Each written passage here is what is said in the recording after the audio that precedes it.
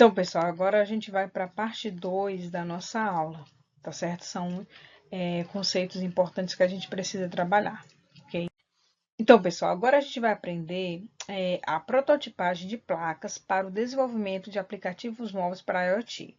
Então, é importante que a gente entenda que a gente precisa aprender a parte de hardware, né? A parte de eletrônica, para que a gente possa em aulas futuras, conseguir fazer um aplicativo para IoT, porque não adianta eu saber programar, né, fazer a conexão se eu não entendo a parte da eletrônica, que é justamente essa parte de coletar os dados, de saber usar o hardware, saber usar o Arduino. Então, é importante que a gente também entenda essa parte. Por isso, a nossa aula 2 da semana 2 está especificamente focando nessa área, porque eu preciso entender a eletrônica, eu preciso entender o hardware para poder conseguir fazer o software, que é justamente o IoT. Então, a prototipagem de placas de desenvolvimento de aplicativos móveis para a internet das coisas, IoT, é uma área crescente que envolve a criação de hardware e software para interligar dispositivos físicos e aplicativos móveis.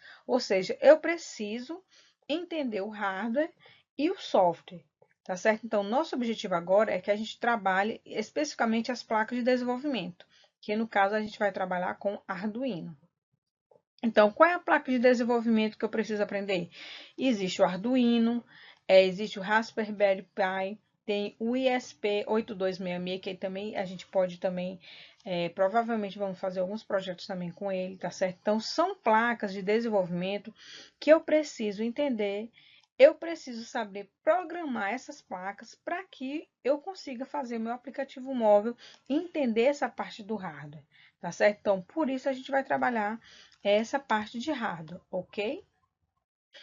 Então, além da placa, eu preciso entender quem são os sensores e atuadores. Ou seja, eu preciso, professor, mas para que eu preciso aprender tudo isso? Precisa, porque você vai trabalhar com a internet das coisas.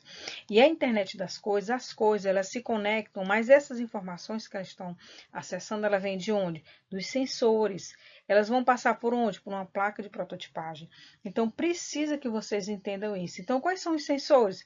Pode ser um sensor de temperatura, de umidade, de movimento, a luz, né? Ou os atuadores, que são os LEDs, relés, tá certo? Você vai escolher sensores e atuadores que vão ser necessários no seu projeto, tá bom? Não precisa se preocupar, que lá na frente vocês vão entender por que eu estou falando disso. E as conectividades, pode ser Wi-Fi, né? Pode ser Bluetooth, vai depender muito do projeto que você vai desenvolver, tá ok? Vocês também precisam desenvolver firmware, ou seja, vocês precisam conhecer uma ideia do Arduino. Por exemplo, se você for trabalhar com Arduino ou com ESP8266 ou ESP32, então você precisa codificar, né? Então, o professor tem que aprender também uma linguagem de programação. Sim, você precisa codificar, fazer os códigos, porque a sua placa vai entender esse código, mas para isso você tem que ter um ambiente para programação, que é justamente o que? O desenvolvimento do firmware, né? Pode ser o IDE Arduino, que é gratuito, tá? Pode ser o MicroPython, tá certo? Que é uma linguagem de programação eficiente também para microcontroladores. Uma plataforma I/O, né? Que é para desenvolvimento que suporta multiplataformas, tá certo? Então, eu preciso programar. Outro detalhe importante que vocês vão fazer é a codificação.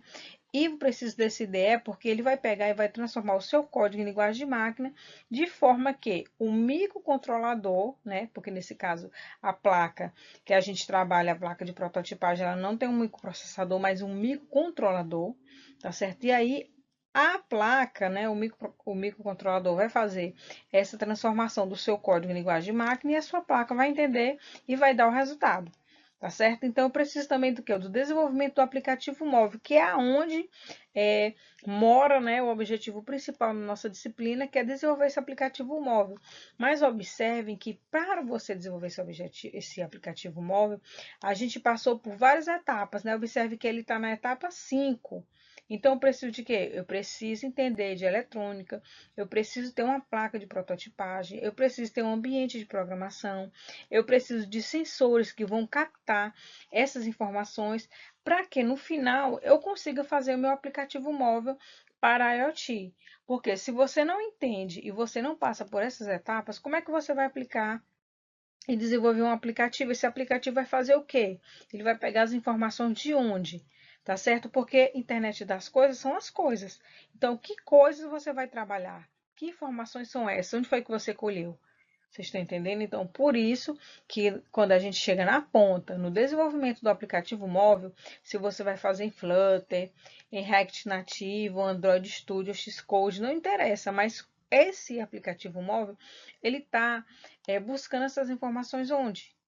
Entenderam? Então, por isso eu preciso de toda essa leva de informações anteriormente, dessas etapas, para poder conseguir fazer realmente um aplicativo móvel para a internet das coisas. E para desenvolver esse aplicativo, né, eu também preciso entender como é que ocorre essa comunicação entre esses dispositivos, né, os protocolos, que é o MQTT, né, e o HTTP e o HTTPS, e WebSockets. E preciso também entender de serviço na nuvem. Eu posso ter o IoT, AWS, ou Google Cloud IoT, ou Azure IoT, né, que eu posso guardar essas informações também na nuvem. E aí, pessoal, vem uma etapa muito importante, que é a etapa de prototipagem de testes, tá certo? Aí eu posso fazer num breadboard, né, que é pela montagem rápida e testar os circuitos, ou um protoboard, né, que são placas de prototipagem para montagem mais permanente, ou simuladores, que é o Tinkercad, que é muito bom, onde você pode fazer os circuitos, né, todo o seu projeto e testar sem precisar utilizar o hardware, ok? E aí, pessoal, a gente chegou agora para falar exatamente do Arduino, tá certo? Então, o que é esse Arduino que você está falando, pessoal? Que hardware é esse? Como é que vai me interessar a internet das coisas? Isso aí? Então, ó, o Arduino, essa plaquinha aqui, ó, é uma placa de prototipagem eletrônica de código aberto, baseada em microcontroladores, como eu falei, né? Essas placas de prototipagem, ela não tem microprocessador, mas microcontrolador. E ela permite conectar e interagir com diversos sensores e atuadores, ou seja, o que é mais importante que a gente tem que entender é que essa placa ela vai estar conectada com sensores, né, que vão pegar essas informações para mim, que vão dar resultados. E ela é composta por uma placa de microcontrolador e um ambiente de desenvolvimento integrado de IDE, aonde a minha IDE vai se conectar à minha placa e eu vou codificar, fazer a minha codificação lá no meu ambiente, né, de programação e vai jogar para mim o meu Arduino. E aqui meu microcontrolador vai pegar esse código que eu fiz na linguagem ou em C ou em Python e vai transformar isso em linguagem de máquina e a minha plaquinha de Arduino vai dar o resultado através de quem? Dos sensores. Se é para acender uma lâmpada, se é para criar um semáforo, tá certo? Um sensor de umidade. Então, isso vai ser que é importante. Com Arduino é possível criar projetos variados em eletrônicos, tá certo? Muitos voltados para residencial, que é um que está fazendo muito sucesso ultimamente. Então, pessoal, aqui eu tenho um microcontrolador, né? Que são os comandos recebidos pelos programas inseridos no Arduino, são feitos por um microcontrolador, que eu já falei para vocês, que é o cérebro da placa, responsável por executar os programas e avaliar a quantidade de portas e entradas e saída, nomeadas EO ou IO, né? Input e Output, que são por esses canais que a placa se comunica com o mundo externo, enviando e recebendo informações de sensores, displays e módulos, como eu falei para vocês. Pessoal, vou apresentar aqui para vocês os componentes do Arduino. Observe aqui, ó, o microcontrolador, que é o cérebro do Arduino, já falei para vocês, né? Tem os pinos de entrada e saída, que permite conectar os sensores, né? Que é onde você vai conectar na sua plaquinha desses pinos para ver o resultado, né? De alguma ação que você está criando, algum programa que você está criando. Precisa da conexão USB, né? Conectar o Arduino ao computador para a programação. O LED indicador, que inicia o status do Arduino, e o botão Reset, o programa vai reiniciar a execução também do Arduino. Pessoal, vocês podem estar perguntando, professor, mas que ambiente é esse que você está falando? Que essa IDE que você está falando? Então, utilizando a IDE, né, é para escrever, compilar e transmitir códigos para a placa Arduino, ou seja, o computador, ele vai estar conectado através de um cabo USB, algo do tipo na sua plaquinha. Então, quando você programa nesse ambiente aqui, que é o ambiente IDE para Arduino, aqui tem o endereço, você baixa gratuitamente, ele vai fazer a codificação e vai jogar direto para a sua placa. Então, escrever um programa Arduino é muito simples. É preciso conectá-lo ao computador por meio de um cabo USB, como eu falei para vocês. E utilizar um ambiente de programação chamado IDE, onde é necessário digitar o código, fazer os testes, transferir para o dispositivo e para a placa começar a realizar o que você escreveu no seu código. Se o código estiver correto, compila eficientemente. Eu vou mostrar aqui para vocês um fluxograma da execução de um código Arduino. Primeiro, né, o usuário escreve o código no software, depois o código é compilado em linguagem de máquina, que é o microcontrolador. O código compilado é carregado no Arduino através da conexão USB. O microcontrolador lê o código e executa através de instrução linha por linha.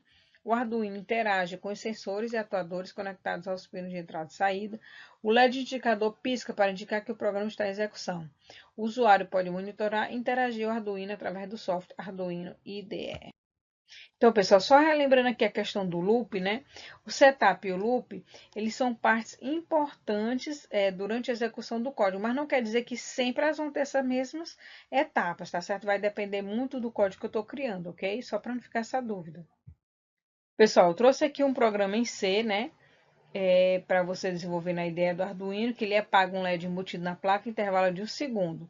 Então, a primeira coisa que a gente tem que fazer, já criou, né? Aí vamos aqui para o setup.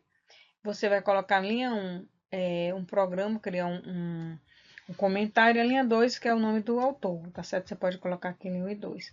Após os comentários, vem a estrutura setup. Nela é definido o pino 13, ó, pino 13, que será utilizado como saída, ok? Então, pessoal, continuando aqui o código, né? A gente tem agora o loop, que contém as instruções para acender e apagar o LED. Então, a gente tem a linha de código digital write 13, high, que coloca na porta 13 em nível alto, e hide ou 1, que acende o LED embutido na placa. O comando delay 1000 especifica o intervalo em milissegundos na qual o programa fica parado antes de avançar para a próxima linha. O comando digital write, que é 3 low, apaga o LED colocando a porta em nível baixo. Então, pessoal, observe que tudo com programação você consegue fazer, né? Trabalhando especificamente aqui, acender e apagar um LED embutido numa placa no intervalo de 1 segundo. Então, você consegue fazer isso perfeitamente, ok? E aí, pessoal, trouxe para vocês um exemplo, né? Usando Arduino e IoT, que é robô, sistema de automação residencial e industrial, alarmes, entre inúmeras outras possibilidades. Por exemplo, uma planta que avisa quando precisa de água. É possível? Claro que sim. Né? Então, isso são utilização de Arduino com IoT. Então, para a gente finalizar, eu vou explicar aqui como é que vai funcionar a atividade, né, dessa semana 2. Vocês vão analisar essas duas figuras 1 e 2, né, e responder que tipo de circuito de automação residencial se refere à figura 1. E a figura 2 descrever os componentes utilizados e qual a função desses componentes para que o circuito funcione como IoT. Então, pessoal, é isso. Até a próxima aula e bons estudos a todos.